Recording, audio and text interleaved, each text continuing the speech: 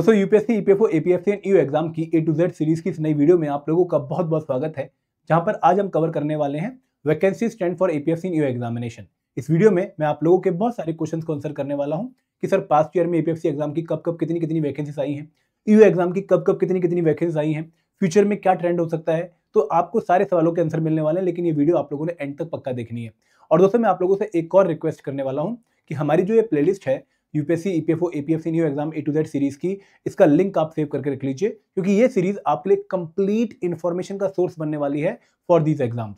आपके जितने भी डाउट होंगे, जितनी भी क्वेरी होंगी, जितनी भी इंफॉर्मेशन आपको चाहिए एग्जाम की क्वालिटी प्रिपरेशन के लिए, वो आपको इस सीरीज में मिलने वाली है। तो प्लेलिस्ट का लिंक पक्का सेव कर लीजिएगा। और अगर आप ये सारी इंफॉर्मेशन रिटर्न फॉर्म में भी चाहते हैं तो हमारी एक गाइड बुक है जो हमने आपके लिए स्पेशली प्रिपेयर की है, उसको भी आप डाउनलोड कर सकते हैं। आपको नीचे गाइड बुक दिख रही होगी, आप इसको डाउनलोड कर सकते हैं। लिंक इस वीडियो के डिस्क्रिप्शन में दिया गया है और गाइड बुक आपके लिए टोटली फ्री है।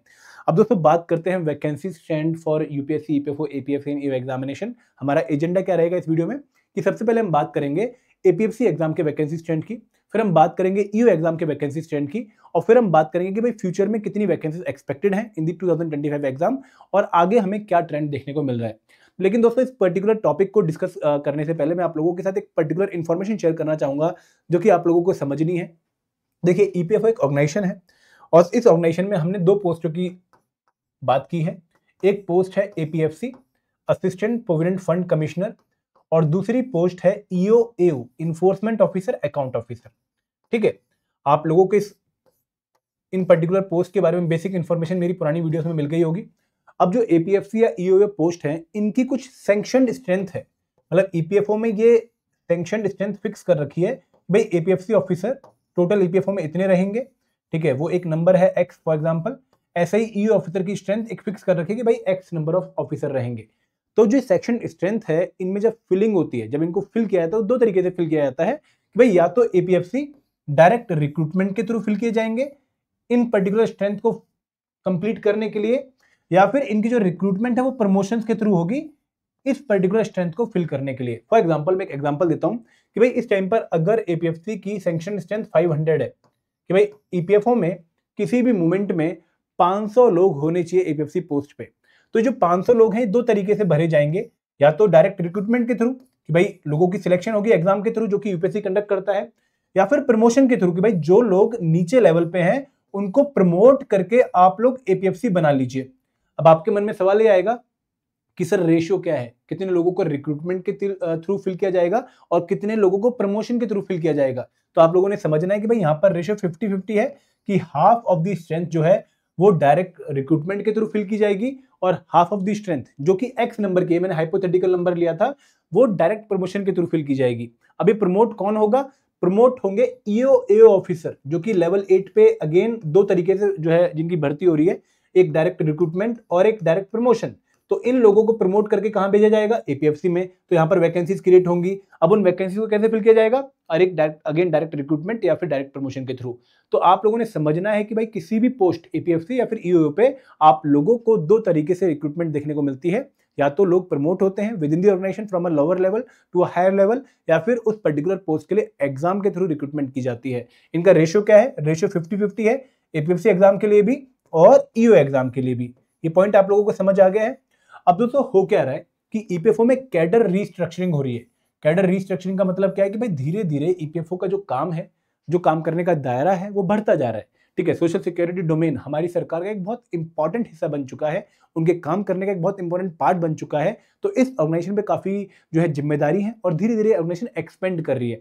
अब क्योंकि ऑर्गेनाइजेशन एक्सपेंड कर रही है तो जो सेक्शन स्ट्रेंथ है एपीएफसी की और ईओ की, ये भी जो है इंक्रीज करती जा रही है। ईपीएफओ इनमें भी बदलाव करता जा रहा है। अगर फॉर एग्जांपल पहले सैंक्शन स्ट्रेंथ एक्स थी तो 1.5x कर दी, और अब उसको तैयारी चली 2x करने की। तो यहाँ पर इन पर्टिकुलर पोस्ट के लिए आगे भी वैकेंसीज आती रहेंगी, क्योंकि इन पर्टिकुलर पोस्ट की जो काम की जो नेचर है वो कहीं ना कहीं एक इंपॉर्टेंट रोल प्ले करेगी with in the EPFO organisation, और ईपीएफओ ऑर्गेनाइजेशन को अपना काम इंक्रीज कर रही है तो ये पोस्ट बहुत ही इंपॉर्टेंट हो जाती हैं, जिनको फिल करने के लिए एग्जाम कंडक्ट होते ही रहेंगे। ठीक है, तो आप लोगों ने ये आइडिया पक्का यहाँ से लगा लेना है कि फ्यूचर में इन द कमिंग ईयर्स, अगले 5-10 सालों में आप लोगों को इन एग्जाम्स की मल्टीपल रिक्रूटमेंट देखने को मिलेंगी। तो इसलिए आप लोगों को इन एग्जाम्स की अच्छे से प्रिपरेशन करनी चाहिए।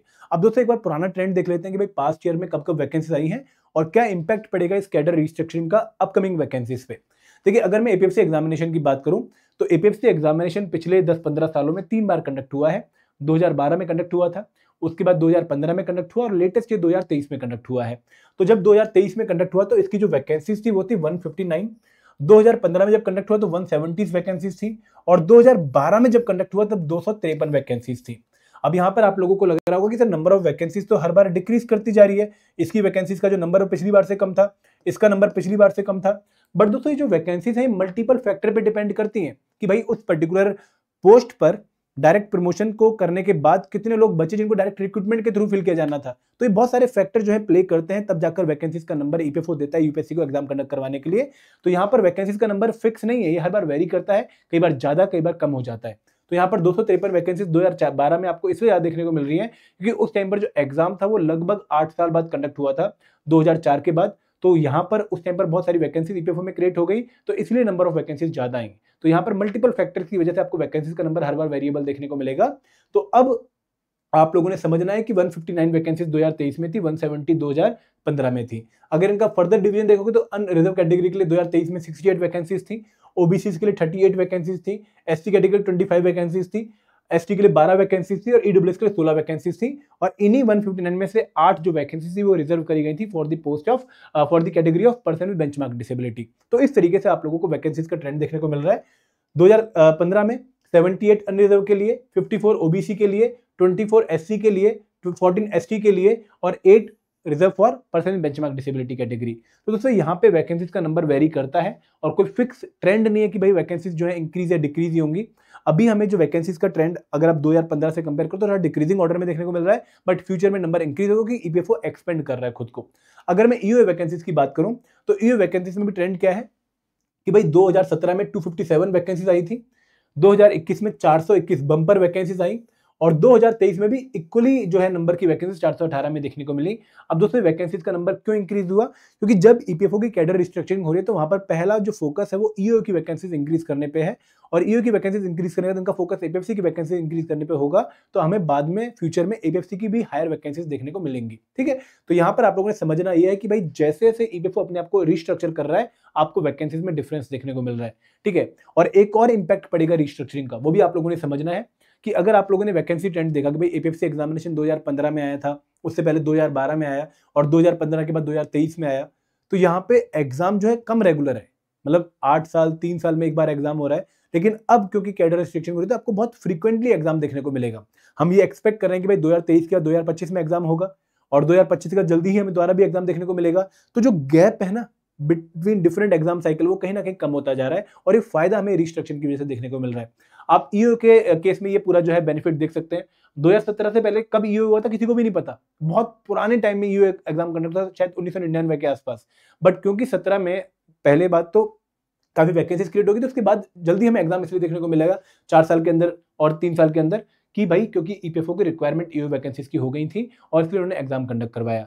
यही जो केस है वो ईपीएफसी में भी देखने को मिला, तो इसलिए जो वैकेंसीज का नंबर है वो बहुत फ्रीक्वेंट और इंक्रीज या डिक्रीज आपको देखने को मिलेगा जस्ट बिकॉज कि ईपीएफओ अपने आप को रिस्ट्रक्चर कर रहा है। ठीक है, अगर हम इनमें फर्दर जो है डिफरेंशिएशन देखें तो 418 में से 204 2023 में अन्य कैटेगरी के लिए थी, 78 ओबीसी के लिए, 57 एससी के लिए, 28 एसटी के लिए और 51 ईडब्ल्यूएस कैटेगरी के लिए, जो कि 2021 में ही हमारी गवर्नमेंट ने 2020 में ही ऐड करी थी।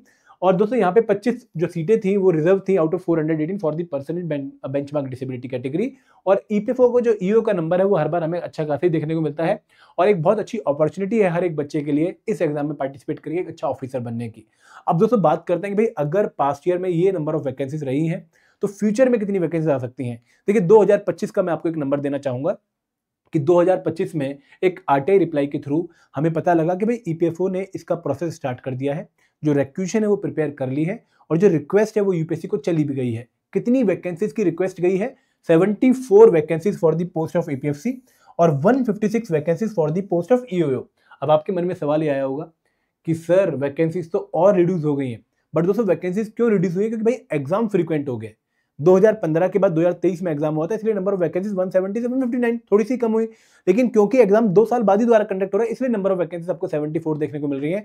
जैसे जैसे एग्जाम फ्रीक्वेंट होता जाएगा, रेगुलर होता जाएगा, आपको number of vacancies come but exam regular देखने को मिलेगा। तो यहाँ पर आप लोगों ने एक पॉइंट समझना है कि जब एग्जाम ज्यादा गैप में हो रहा है तो नंबर ऑफ वैकेंसीज ज़्यादा आ रही हैं, लेकिन जब एग्जाम जल्दी जल्दी हो रहा है तो नंबर ऑफ वैकेंसीज कम हो रही है। बट नंबर ऑफ एग्जाम जो जल्दी जल्दी क्यों हो रहे हैं, क्योंकि कैडर रिस्ट्रिक्शन हो रही है, इसलिए उनकी रिक्वायरमेंट बढ़ती जा रही है। ठीक है, अब इनमें से 74 में से अनरिजर्व की 32 है, ओबीसी की 28 है, एससी की 7 है और person with benchmark disability category को 3 वैकेंसीज एलोकेट करी गई हैं आउट ऑफ 74।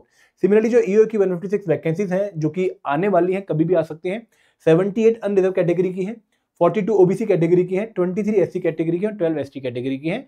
और again we are expecting notification जल्दी ही रिलीज हो सकती है, तो आप लोगों को इस एग्जाम के लिए प्रिपरेशन करनी स्टार्ट कर देनी चाहिए। तो this was the information regarding vacancy trend. और दोस्तों कहीं र्यूमर भी है, उसके बारे में क्रेडिबल इन्फॉर्मेशन आप लोगों को नहीं देना चाहूंगा कि भाई ये एग्जाम जो है अगले 4-5 सालों में 2-3 बार कंडक्ट होने वाला है, क्योंकि ईपीएफओ की रिक्वायरमेंट है अभी, जो कि एपीएफसी या ईओ पोस्ट पे काफी लोगों को भर्ती करने की, तो इसलिए ये एग्जाम फ्रीक्वेंटली कंडक्ट होगा अगले 4-5 सालों में।